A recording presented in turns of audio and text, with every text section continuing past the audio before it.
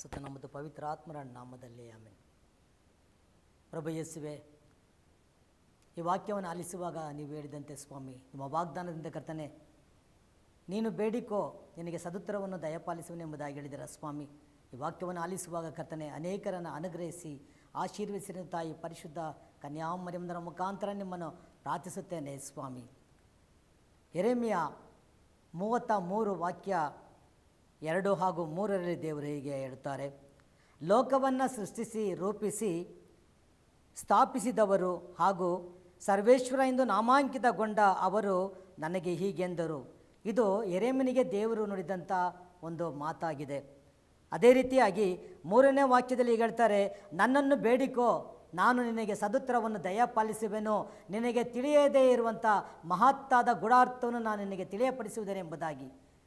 ಪ್ರೀತಿಯ ಸಹೋದರ ಸಹೋದರಿಯರೇ, ನಾವು ಪ್ರಾರ್ಥಿಸುವಾಗ ನಮ್ಮ ಪ್ರಾರ್ಥನೆ ಒಮ್ಮನಸ್ಸಿಂದ ಕೊಡುವುದಾದರೆ ದೇವರು ನಮ್ಮ ಪ್ರಾರ್ಥನೆಯನ್ನು ಆಲಿಸುತ್ತಾರೆ, ನಮ್ಮ ಪ್ರಾರ್ಥನೆಗೆ ಸದುತ್ತರವನ್ನು ಕೊಡುತ್ತಾರೆ. ನಮಗೆ ಅನೇಕ ರೀತಿಯಲ್ಲಿ ಅನೇಕ ಗೂಢಾರ್ಥಗಳನ್ನು ಗ್ರಹಿಸಿಕೊಳ್ಳಲು ನಮಗೆ ಸಾಧ್ಯವಾಗುವುದಿಲ್ಲ. ಆದರೆ ದೇವರ ಜೊತೆಯಲ್ಲಿ ಅವರ ಸಂಬಂಧದೊಂದಿಗೆ ಇದ್ದು ನಾವು ಪ್ರಾರ್ಥಿಸುವಾಗ ನಮಗೆ ತಿಳಿಯಬೇಕಾದ ಎಲ್ಲ ರೀತಿಯ ಗೂಢಾರ್ಥಗಳನ್ನು ದೇವರು ನಮಗೆ ತಿಳಿಯಪಡಿಸುತ್ತಾರೆ. ಅದೇ ರೀತಿಯಾಗಿ ಲೂಕನ ಶುಭ ಸಂದೇಶ 18ನೇ ಅಧ್ಯಾಯದಲ್ಲಿ ನಾವು ನೋಡುತ್ತೇವೆ, ದೇವರು ನಿರಾಶರಾಗದೆ ನಿರಂತರವಾಗಿ ಪ್ರಾರ್ಥನೆ ಮಾಡಬೇಕು ಎಂಬುದನ್ನು ಕಲಿಸಲು ಯೇಸು ಸ್ವಾಮಿ ತನ್ನ ಶಿಷ್ಯರಿಗೆ ಒಂದು ಸಾಮರ್ಥ್ಯವನ್ನು ಹೇಳುತ್ತಾರೆ. ಈ ಸಾಮರ್ಥ್ಯಂತೆ ಆ ಒಂದು ಊರಿನಲ್ಲಿ ಒಬ್ಬ ನ್ಯಾಯಾಧೀಶನಿರ್ತಾನೆ.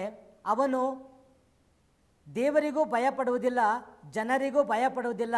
ಆದರೆ ಅವನ ಬಳಿಗೆ ಒಂದು ವಿಧವೆ ಬಂದು ಆ ಒಂದು ನ್ಯಾಯವನ್ನು ಕೊಡುತ್ತಾಳೆ. ಅವಳು ಕೇಳಿಕೊಳ್ತಾಳೆ, ಬಂದು ನನಗೆ ಅನ್ಯಾಯವಾಗಿದೆ, ನನಗೆ ನ್ಯಾಯವನ್ನು ದೊರಕಿಸಿಕೊಡೆಂಬುದಾಗಿ ಕೇಳಿಕೊಳ್ಳುತ್ತಾಳೆ. ಅದಕ್ಕೆ ಅವನು ಹೀಗೆ ಆ ನ್ಯಾಯಾಧೀಶನ ಬಳಿಗೆ ಪ್ರತಿದಿನ ತಪ್ಪದೆ ಎಲ್ಲ ಸಮಯದಲ್ಲೂ ಬಂದು ಪೀಡಿಸುತ್ತಾ ಇರ್ತಾಳೆ. ನಾವು ಮೊದಲೇ ಹೇಳಿದಂತೆ ಅವನು ಯಾರಿಗೂ ಭಯಪಡದ ವ್ಯಕ್ತಿ. ಆದರೆ ಈ ವಿಧವೆ ಮಹಿಳೆಗೆ ಅವನು ಭಯಪಡ್ತಾನೆ. ಯಾಕೆಂದರೆ ಪದೇ ಪದೇ ಬಂದು ಹಿಂಸೆ ಕೊಡ್ತಾ ಇರ್ತಾನೆ. ಯಾರಾದರೂ ಇರ್ಬೋದು, ಯಾವ ಕೆಲಸನಾದರೂ ಮಾಡ್ತಾ ಇರ್ಬೋದು. ಆ ಸಮಯದಲ್ಲಿ ಈ ವಿಧವೆ ಬಂದು ಈ ರೀತಿಯಾಗಿ ಪೀಡಿಸುತ್ತಿರುವಾಗ ಅವನೇ ಬೇಸರ ಮಾಡಿಕೊಳ್ತಾನೆ. ಇವಳಿಗೆ ಏನಾದರೂ ಮಾಡಿ ನಾನು ಒಂದು ನ್ಯಾಯವನ್ನು ತೀರಿಸಿ ಕೊಡಲೇಬೇಕೆಂಬುದಾಗಿ ತೀರ್ಮಾನಿಸುತ್ತಾನೆ. ಹೌದು ಪ್ರೀತಿಯ ಸಹೋದರ ಸಹೋದರಿಯರೇ, ಅವನು ಹೇಳ್ತಾನೆ, ಇವಳಿಗೆ ನ್ಯಾಯ ತೀರಿಸದೇ ಹೋದರೆ ಪದೇ ಪದೇ ಬಂದು ನನ್ನ ತಲೆಯನ್ನು ಕೆಡಿಸಿಬಿಟ್ಟಾಳು. ಆದ್ದರಿಂದ ನಾನು ಇವಳಿಗೆ ನ್ಯಾಯವನ್ನು ಅತಿ ಶೀಘ್ರದಲ್ಲಿ ನಾನು ತೀರ್ಮಾನಿಸಿಕೊಡುತ್ತೇನೆ ಎಂಬುದಾಗಿ. ಪ್ರೀತಿಯ ಸಹೋದರ ಸಹೋದರಿಯರೇ, ಒಬ್ಬ ನ್ಯಾಯಾಧೀಶ, ಯಾರಿಗೂ ಹೆದರದೇ ಇರುವಂಥ ಒಬ್ಬ ನ್ಯಾಯಾಧೀಶ ಆ ವಿಧವೆಗೆ ಭಯಪಟ್ಟು ಅವಳ ಮೊರೆಯನ್ನು ಆಲಿಸುವಾಗ ಸ್ವರ್ಗವನ್ನು ಭೂಲೋಕವನ್ನು ಸೃಷ್ಟಿ ಮಾಡಿದ ದೇವರು ನಾವು ಪ್ರಾರ್ಥಿಸುವಾಗ ನಮ್ಮ ಪ್ರಾರ್ಥನೆಗೆ ಉತ್ತರ ಕೊಡದೇ ಇರುತ್ತಾರೆಯೇ? ಆದರೆ ನಮ್ಮ ಪ್ರಾರ್ಥನೆ ಯಾವಾಗಲೂ ದೇವರಿಗೆ ಚಿತ್ತದಂತೆ ದೇವರ ಅನುಗ್ರಹ ಪಡೆಯಬೇಕಾದರೆ ಅವರ ಚಿತ್ತ ಹಾಗೂ ಅವರ ಯೋಜನೆ ಅಂತ ನಾವು ಪ್ರಾರ್ಥಿಸಬೇಕಾಗುತ್ತದೆ. ಹಾಗೆ ಪ್ರಾರ್ಥಿಸುವಾಗ ಮಾತ್ರ ನಮ್ಮ ಪ್ರಾರ್ಥನೆಗೆ ಉತ್ತರವನ್ನು ದೇವರು ಕೊಡುತ್ತಾರೆ. ಪ್ರೇಷಿತರ ಕಾರ್ಯಕಲಾಪ 10ನೇ ಅಧ್ಯಾಯ ವಾಕ್ಯ 11-12ರಲ್ಲಿ ಹೀಗೆ ಇದೆ: ದಮಸ್ಕಸಿನಲ್ಲಿ ಅನನೀಯ ಎಂಬ ಶಿಷ್ಯನಿದ್ದನು. ಪ್ರಭು ಅವನಿಗೆ ದರ್ಶನವಿತ್ತು ಅನನೀಯ ಎಂದು ಕರೆಯುತ್ತಾರೆ. ಈ ಅನನೀಯ ಎಂಬ ವ್ಯಕ್ತಿ ಆ ದೇವರಿಗೆ ಪ್ರಿಯನಾದವನು. ಆ ಅನ್ಯನಿಗೆ ಯೇಸು ಸ್ವಾಮಿ ದರ್ಶನವಿತ್ತು, ಅವನನ್ನು ಕರೀತಾರೆ. ಆಗ ಯೇಸು ಅಪ್ಪಣೆಯಾಗಲಿ ಸ್ವಾಮಿ ಎಂದು ಆ ವ್ಯಕ್ತಿ ಕೇಳುವಾಗ, ಅನನ್ಯ ಹೇಳುವಾಗ ಅವನಿಗೆ ಹೇಳ್ತಾರೆ, ನೀನೆದ್ದು ನೇರ ಬೀದಿಗೆ ಹೋಗು. ಅಲ್ಲಿ ಸೌಲನೆಂಬುವನು ತಾರ್ಸದ ಸೌಲ ಎಂಬ ವ್ಯಕ್ತಿಗಾಗಿ ಯೂದನ ಮನೆಯಲ್ಲಿ ವಿಚಾರಿಸು, ಆ ಸೌಲನು ಅಲ್ಲಿ ಪ್ರಾರ್ಥನೆಯಲ್ಲಿರುವುದನ್ನು ಕಾಣುವೆ ಎಂಬುದಾಗಿ. ಪ್ರೀತಿಯ ಸಹೋದರೇ, ಪ್ರಾರ್ಥನೆಯ ಶಕ್ತಿ ಏನು? ಆ ಪ್ರಾರ್ಥನೆ ಹೇಗೆ ದೇವರನ್ನು ಮುಟ್ಟುತ್ತದೆ? ಆ ಪ್ರಾರ್ಥನೆ ಕೇಳುವ ದೇವರು ನಮ್ಮ ಬಗ್ಗೆ ಹೇಗೆ ಸಾಕ್ಷಿ ಹೇಳುತ್ತಾರೆ ಎಂಬುದನ್ನು ಈ ಒಂದು ವಚನದ ಮೂಲಕ ನಾವು ತಿಳಿದುಕೊಳ್ಳಬೇಕಾಗುತ್ತದೆ.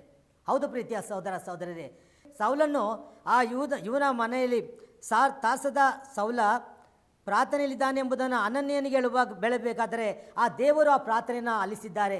ಆ ಯೇಸು ಸ್ವಾಮಿ ಅವನ ಪ್ರಾರ್ಥನೆಯನ್ನು ಆಲಿಸಿದ್ದಾರೆ. ಆದ್ದರಿಂದಲೇ ಅನನ್ಯನಿಗೆ ಹೇಳ್ತಾರೆ, ನೀನು ಅಲ್ಲಿಗೆ ಹೋಗು, ಅವನ ಪ್ರಾರ್ಥನೆ ಇರುತ್ತಾನಲ್ಲೇ ಅವನ ನೀನು ನೋಡು ಎಂಬುದಾಗಿ. ಅದೇ ರೀತಿಯಾಗಿ 1 ಸಮುವೇಲ 10-12ನೇ ವಾಕ್ಯದಲ್ಲಿ ನಾವು ನೋಡುತ್ತೇವೆ, ಎಲ್ಕಾನನಿಗೆ 2 ಹೆಂಡತಿಯರು, ಅವರಿಗೆ ಅನ್ನಳು ಮತ್ತು ಪೆನ್ನಳು ಎಂಬ ಇಬ್ಬರು ಹೆಂಡತಿಯರಿರಬೇಕಾದ್ರೆ ಅನ್ನಳಿಗೆ ಮಕ್ಕಳಿರುವುದಿಲ್ಲ. ಈ ಮಕ್ಕಳಿಲ್ಲದ ಕಾರಣ ಆ ಎಲ್ಕಾನನ ಮೊದಲನೇ ಹೆಂಡತಿ ಪೆನ್ನಿನಳು ಹೀಗೆ ಅವಳನ್ನು ದೂಷಿಸುತ್ತಾ ಇರ್ತಾಳೆ. 6ನೇ ಅಧ್ಯಾಯದಲ್ಲಿ ನಾವು ಹೀಗೆ ನೋಡ್ತೇವೆ, ಸರ್ವೇಶ್ವರ ನಿನ್ನನ್ನು ಬಂಜೆಯಾಗಿ ಮಾಡಿದ್ದಾರೆ ಎಂಬ ಚುಚ್ಚು ಮಾತುಗಳಿಂದ ನೋಯಿಸುತ್ತಿದ್ದಳು ಅವಳ ಸವತಿಯಾದ ಪೆನ್ನಿನಳು. ಅವಳಿಗೆ ಹೀಗೆ ಚುಚ್ಚು ಮಾತು ಮಾಡ್ತಾಳೆ, ಸರ್ವೇಶ್ವರ ದೇವರೇ ನಿನಗೆ ಮಕ್ಕಳಿಂದ ಮಾಡಿದ್ದಾರೆ, ನೀನು ಮಾಡಿದ ಏನೋ ಕಾರ್ಯ ನೀನು ಮಾಡಿದೆಯಾ, ನೀನೇನೋ ತಪ್ಪು ಮಾಡಿದೆಯಾ, ಅದಕ್ಕಾಗಿಯೇ ನಿನಗೆ ದೇವರು ಮಕ್ಕಳನ್ನು ಕೊಟ್ಟಿಲ್ಲ. ಇದೊಂದು ಕೆಟ್ಟ ಕಾರ್ಯವಾಗಿದೆ ಪ್ರಿಯರೇ. ಯಾರೆಲ್ಲ ಇಲ್ಲದಿದ್ದಾರೋ ಅವರ ಕುಟುಂಬದಲ್ಲಿ ಅವರ ತಂದೆಯಾಗಿರಬಹುದು, ಅವರ ತಾಯಿಯಾಗಿರಬಹುದು, ಅವರ ನಾದನೆ ಅತ್ತೆ ನಾದನೆ ಯಾರೇ ಆಗಿರಬಹುದು, ಅವರನ್ನು ಸದಾ ಪೀಡಿಸುವವರಾಗಿರುತ್ತಾರೆ, ಅವರನ್ನು ಹಿನೈಸುತ್ತಿರುತ್ತಾರೆ. ಆದರೆ ಅವರು ದುಃಖದಿಂದ ಪ್ರಾರ್ಥನೆ ಮಾಡುವಾಗ ದೇವರು ಹೇಗೆ ಉತ್ತರ ಕೊಡ್ತಾರೆ ಎಂಬುದಾಗಿ ನಾವು ನೋಡುವುದಾದರೆ, ಅನ್ನಳನ್ನು ದೇವರು 10ನೇ ಅಧ್ಯಾಯ ನಾವು ನೋಡುತ್ತೇವೆ. ಅನ್ನಳು ಬಹು ದುಃಖದಿಂದ ಕಣ್ಣೀರಿಡುತ್ತಾ ಸರ್ವೇಶ್ವರನಲ್ಲಿ ಹೀಗೆಂದು ಪ್ರಾರ್ಥಿಸಲು, ಅವಳು ದೇವರ ಬಳಿ ಹೋಗಿ ಕಣ್ಣೀರಿಡುತ್ತಾ ದುಃಖದಿಂದ ಪ್ರಾರ್ಥನೆ ಮಾಡ್ತಾಳೆ. ಆ ಪ್ರಾರ್ಥನೆಗೆ ದೇವರು ಸರ್ವೇಶ್ವರ ಯಾವ ರೀತಿ ಉತ್ತರ ಕೊಡ್ತಾರೆ 11ನೇ ವಾಕ್ಯ ನಾವು ನೋಡುವುದಾದರೆ, ಸರ್ವಶಕ್ತರಾದ ಸರ್ವೇಶ್ವರ, ನಿಮ್ಮ ದಾಸಿಯಾದ ನನ್ನ ದುಃಖವನ್ನು ನೀಗಿಸಿರಿ ಸ್ವಾಮಿ, ನನ್ನನ್ನು ಪರಾಂಬರಿಸಿರಿ, ನನ್ನನ್ನು ಕರಿಸದೆ ಕನಿಕರಪಟ್ಟು ನನಗೊಬ್ಬ ಮಗನನ್ನು ಅನುಗ್ರಹಿಸಿರಿ, ಅವನನ್ನು ಮರಣಾಂತರದವರೆಗೆ ನಿಮಗೆ ಸಮರ್ಪಿಸುತ್ತೇನೆ, ಅವನ ತಲೆಯ ಮೇಲೆ ಕ್ಷೌರ ಕತ್ತಿಯನ್ನು ಬರಮಾಡುವುದಿಲ್ಲ ಎಂದು ಆರೈಕೆ ಮಾಡುತ್ತಾಳೆ. ಅವರು ಪ್ರಾರ್ಥಿಸುವುದು ಮಾತ್ರವಲ್ಲ, ಅನ್ನಳು ದೇವರಲ್ಲಿ ಪ್ರಾರ್ಥನೆ ಮಾಡುವುದು ಮಾತ್ರವಲ್ಲ, ದೇವರಿಗೆ ಒಂದು ಕಮಿಟ್ ಆಗ್ತಾಳೆ, ದೇವರಿಗೆ ಒಂದು ವಾಗ್ದಾನವನ್ನು ಕೊಡ್ತಾಳೆ. ಸ್ವಾಮಿ, ನನ್ನ ಮಗನನ್ನೇ ನನಗೆ ಒಂದು ಮಗುವನ್ನು ಕೊಡುವುದಾದರೆ ಆ ಮಗನನ್ನು ನಾನು ನಿನಗೆ ಸಮರ್ಪಿಸುತ್ತೇನೆ ಎಂಬುದಾಗಿ. ಪ್ರೀತಿಯ ಸಹೋದರ ಸಹೋದರಿಯರೇ, ದೇವರು ನಮಗೆ ಕೊಡುವಂಥ ಸಿರಿ ಸಂಪತ್ತಾಗಿರ್ಬೋದು, ನಮಗೆ ಮಕ್ಕಳಾಗಿರ್ಬೋದು, ನಾವು ಮಾಡುವ ಕೆಲಸಗಳಾಗಿರ್ಬೋದು, ನಾವೆಷ್ಟು ಸಲ ದೇವರಿಗೆ ಸಮರ್ಪಣೆ ಮಾಡುತ್ತೇವೆ? ದೇವರಿಗೆ ಸಮರ್ಪಣೆ ನಾವು ಮಾಡುವುದಿಲ್ಲ. ಆದ್ದರಿಂದಲೇ ಸಮರ್ಪಣೆ ಮಾಡಿದರೂ ಆ ಸಮರ್ಪಣೆಗೆ ತಕ್ಕಂತೆ ನಾವು ಮಾಡಿಕೊಟ್ಟಂಥ ಆ ಮಾತಿನಂತೆ ದೇವರಿಗೆ ನಡೆಯದೆ ದೇವರನ್ನು ಕೋಪಗೊಳ್ಳುವಂತೆ ಮಾಡುತ್ತೇವೆ. ಹೌದು ಪ್ರೀತಿಯ ಸಹೋದರ ಸಹೋದರಿಯರೇ, ನಮ್ಮನ್ನು ನಾವು ಸಮರ್ಪಿಸಿಕೊಳ್ಳುವುದಿಲ್ಲ. ಆದರೆ ಇಲ್ಲಿ ಅನ್ನಳು ಆ ದೇವರಿಗೆ ಹೇಳ್ತಾಳೆ, ಆ ಮಗನ್ನು ಸಾಯುವ ತನಕ ಸ್ವಾಮಿ ನಿನಗೆ ನಾನು ಸಮರ್ಪಿಸಿದ್ದೇನೆ, ನಿನ್ನ ಸೇವಾ ಕಾರ್ಯಕ್ಕೆ ನಾನು ಬಿಟ್ಟು ಬಿಡ್ತೇನೆ, ಅದು ಮಾತ್ರವಲ್ಲ ಅವನ ತಲೆಯ ಮೇಲೆ ಕ್ಷೌರ ಕತ್ತಿಯನ್ನು ಹಾಕಿಸಲು ಬಿಡಲ್ಲ ಎಂಬುದಾಗಿ. Hallelujah, hallelujah. ಹೌದು ಪ್ರೀತಿಯ ಸಹೋದರ ಸಹೋದರಿಯರೇ, ಈ ಹಾಗೆ ಆರೈಕೆ ಮಾಡುವಾಗ ಒಂದು ವೇಳೆ ನಮ್ಮ ಕುಟುಂಬದಲ್ಲಿ ನಮಗೆ ಯಾರಿಗಾದರೂ ಮಕ್ಕಳಿಲ್ಲದ ಹೋದ ಸಮಯದಲ್ಲಿ ನಾವು ದೇವರಲ್ಲಿ ಪ್ರಾರ್ಥಿಸಿ, ಹೀಗೆ ನನ್ನ ಮಗನನ್ನು ಒಬ್ಬ ಗುರುಗಳಾಗಿ ಕಳಿಸಿಬಿಡ್ತಾನೆ, ಅಥವಾ ಮಗಳಾದರೆ ಅವಳನ್ನು ನಾನು ಕನ್ಯಾಸ್ತ್ರೀಗಾಗಿ ಕಳಿಸಿಬಿಡ್ತೇನೆ ಎಂಬುದಾಗಿ ನಾವು ವಾಗ್ದಾನ ಮಾಡುತ್ತೇವೆ. ಒಂದು ವೇಳೆ ವಾಗ್ದಾನ ಮಾಡಿದರೂ ಆ ವಾಗ್ದಾನದಂತೆ ದೇವರಿಗೆ ನಾವು ಕಳಿಸಿಕೊಡುತ್ತೇವೆ. ಈಗ ಬೇಡ, ಒಂದು ವೇಳೆ ಈ ಮಗುವನ್ನು ಕೊಟ್ಬಿಟ್ರೆ ನಾನೇನು ಮಾಡಲಿ, ನನಗಿರೋದು ಒಂದೇ ಮಗು, ಅದಕ್ಕಾಗಿ ಇನ್ನೊಂದು ಮಗು ಹುಟ್ಟಿದರೆ ಸ್ವಾಮಿ ನಾನು ಕೊಡುತ್ತೇನೆ ಎಂಬುದಾಗಿ ಆರೈಕೆ ಒತ್ತಿಕೊಳ್ಳಲು ಹೋಗ್ತೇವೆ. ದೇವರಿಗೆ ವಿರುದ್ಧವಾಗಿ ಮಾಡಿದ ಕಾರ್ಯಕ್ಕಾಗಿ ದೇವರಿಗೊಂದು ಆರೈಕೆಯನ್ನು ಕೊಟ್ಟುತ್ತೇವೆ. ಸ್ವಾಮಿ, ನಾನು ಮಾಡಿದ ತಪ್ಪಿಗಾಗಿ ನನ್ನ ಕ್ಷಮಿಸು, ನಾನು ಇನ್ನೊಂದು ಮಗುವನ್ನು ನೀನು ಕೊಟ್ಟರೆ ಅದನ್ನು ನಾನು ನಿನಗೆ ಕೊಡ್ತೀನಿ ಎಂಬುದಾಗಿ. ಹೌದು ಪ್ರೀತಿಯ ಸಹೋದರ ಸಹೋದರಿಯರೇ, ಪ್ರಪಂಚದಲ್ಲಿ ನಡೆಯುವಂಥ ಇದೊಂದು ಕಾರ್ಯವಾಗಿದೆ. ಕಷ್ಟ ಬಂದಾಗ ಆ ದೇವರ ಬಳಿಗೆ ಹೋಗುತ್ತೇವೆ, ಆ ದೇವರಲ್ಲಿ ನಾವು ಪ್ರಾರ್ಥನೆ ಮಾಡುತ್ತೇವೆ, ಅನೇಕ ರೀತಿಯ ಅರಿಕೆಗಳನ್ನು ಒತ್ತಿಕೊಳ್ಳುತ್ತೇವೆ. ಸ್ವಾಮಿ ಈ ತೀರಾಗಿ ನಾನು ಅರಿಕೆಯನ್ನು ಕೊಡುತ್ತೇನೆ ಎಂಬುದಾಗಿ. ಆದರೆ ನಾವು ಮಾತಿಗೆ ತಪ್ಪಿ ಅರಿಕೆಯನ್ನು ಸಲ್ಲಿಸದೆ ಹೋಗ್ತೇವೆ. ದೇವರು ನಮ್ಮ ಪ್ರಾರ್ಥನೆಯನ್ನು ಆಲಿಸುತ್ತಾರೆಯೇ? ಯೋಚಿಸಿ ನೋಡೋಣ. Praise the Lord. Hallelujah, hallelujah. ಪ್ರೇಷಿತರ ಕಾರ್ಯಕಲಾಪ 16ನೇ ಅಧ್ಯಾಯ 26ನೇ ವಾಕ್ಯದಲ್ಲಿ ನಾವು ಹೀಗೆ ಓದುತ್ತೇವೆ, ಪೌಲ ಸೀಲರು ಸೆರೆಮನೆಯಲ್ಲಿ ಕೈದಿಗಳಾಗಿ ಬಂಧಿಸಲ್ಪಟ್ಟಿರುತ್ತಾರೆ. ಆಗ ಆ ಪೌಲ ಮತ್ತು ಸೀಲರು ಸೆರೆಮನೆಯಲ್ಲಿ ಸುಮ್ಮನಿರುವುದಿಲ್ಲ.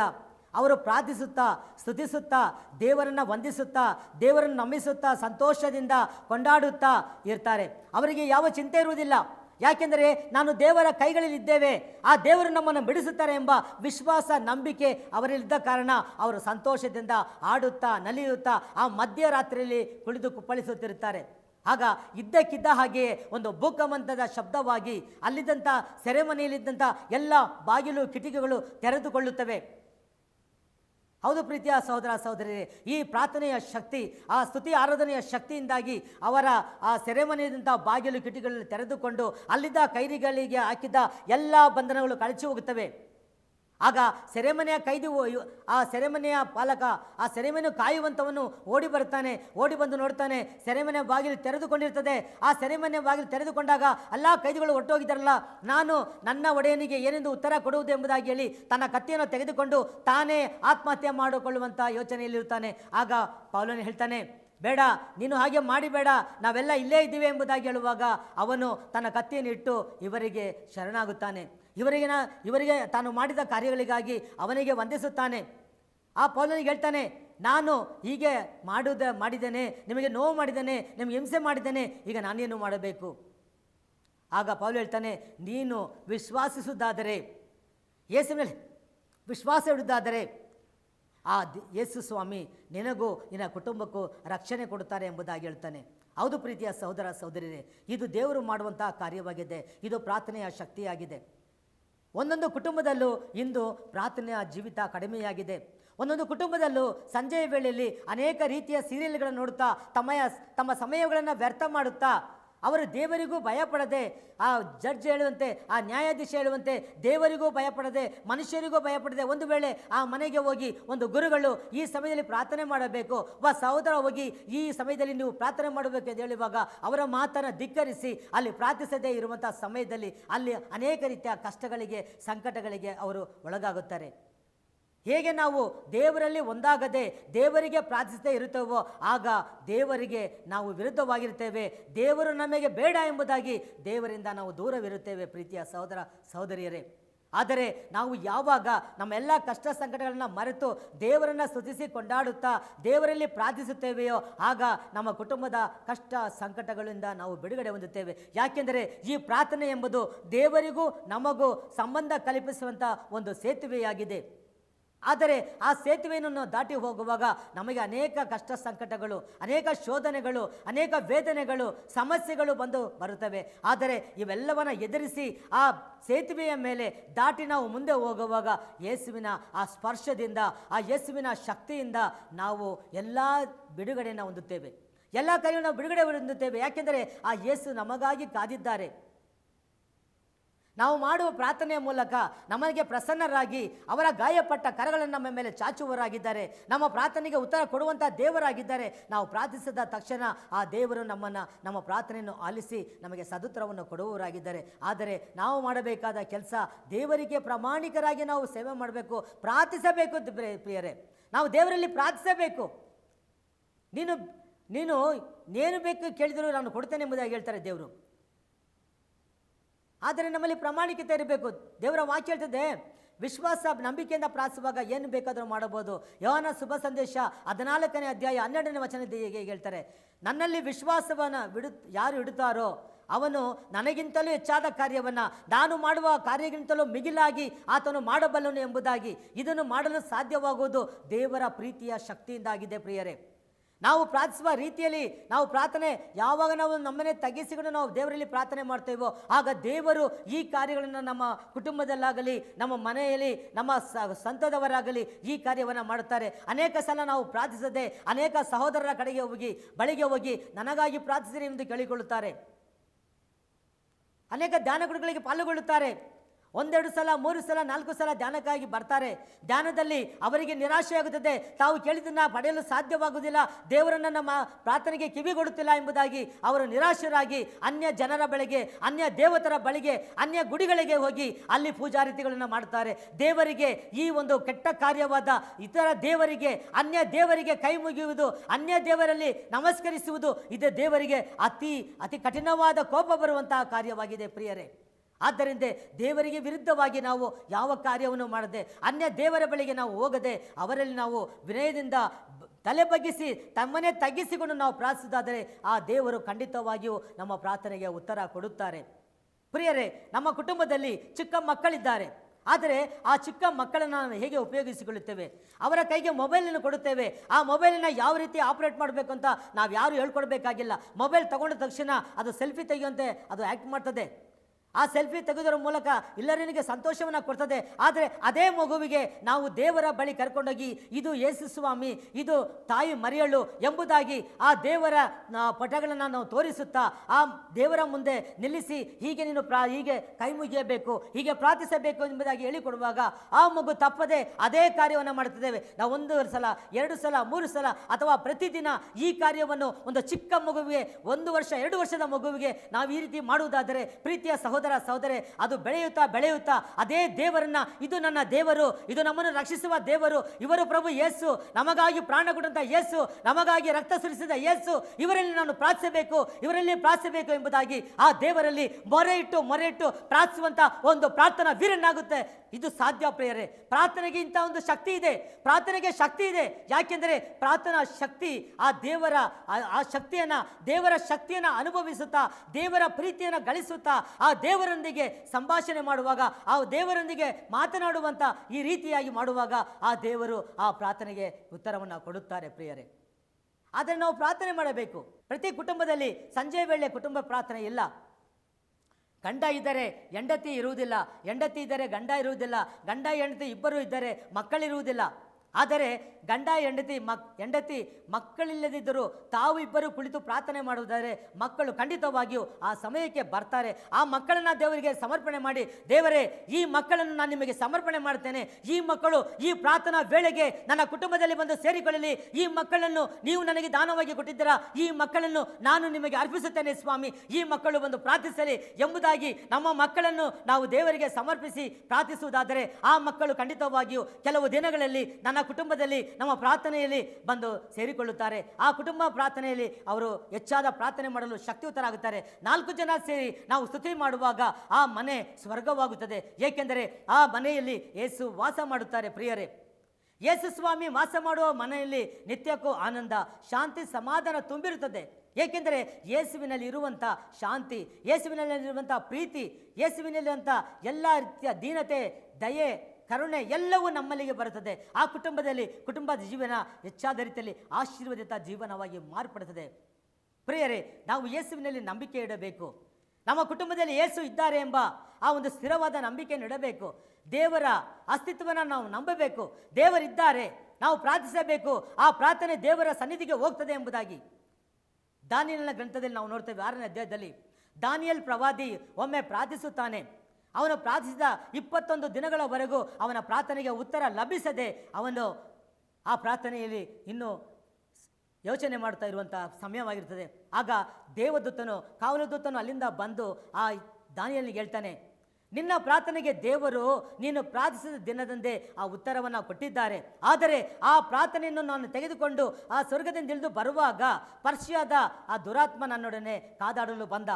ನಾನು 21 ದಿನಗಳವರೆಗೆ ಅವನೊಂದಿಗೆ ಕಾದಾಡಿ ಈ ಪ್ರಾರ್ಥನೆಯನ್ನು ತರಲು ನನಗೆ ಸಾಧ್ಯವಾಗಲಿಲ್ಲ.